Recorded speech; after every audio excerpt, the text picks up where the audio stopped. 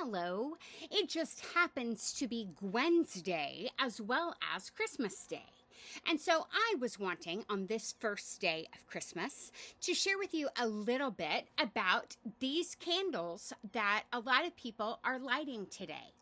And the first one, I've got this fancy little lighter thing. Let's see if it works.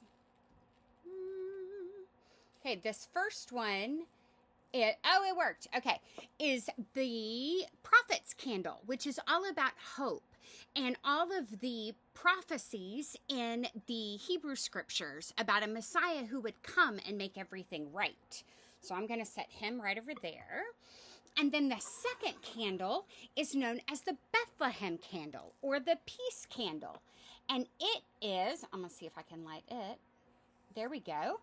And it is all about peace and Jesus as the Prince of Peace who was coming in. And that was going to be one of the signs of the Messiah, was that he would bring justice and peace with him. And as his followers, we get the opportunity to bring in justice and peace ourselves as we participate in the things that Jesus did. So I'm going to put this guy right over here. And then the third candle is the happy pink one. And it is the shepherd's candle or the joy candle. And the joy candle is all about the shepherds and how they got to hear the message of Jesus, even though they were considered outcasts in the Jewish religious system, because they were so closely associated with animals and with death and with all of those things that often happen when dealing with animals. They were ceremonially unclean and couldn't worship with other people. So what does God do? He brings worship to them, which I love that. And then we get the fourth candle.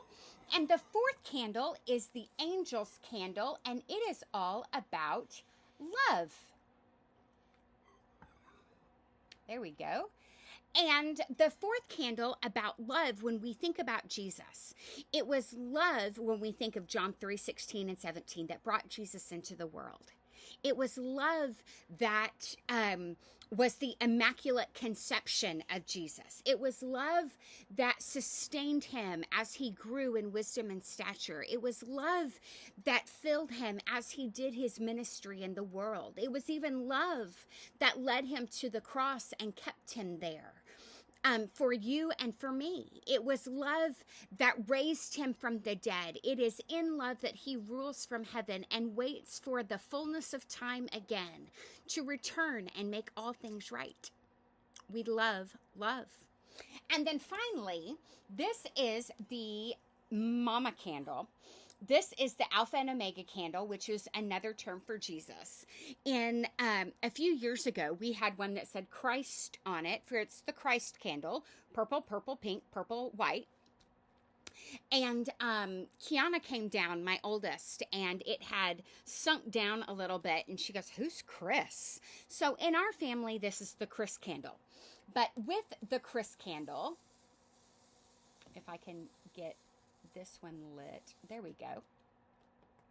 With the Chris candle comes the reality that Jesus is here, that light and life has entered the world.